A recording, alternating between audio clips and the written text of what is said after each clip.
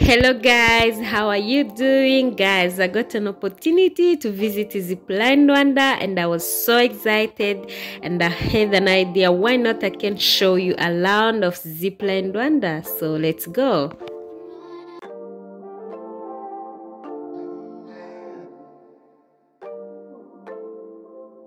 Since 2016, Zipline partnered with government of Rwanda and launched the world's first drone delivery system. Zipline Rwanda deliver blood, medicines, and vaccines across the country. Delivery time is about 20 minutes to 30 minutes using drones.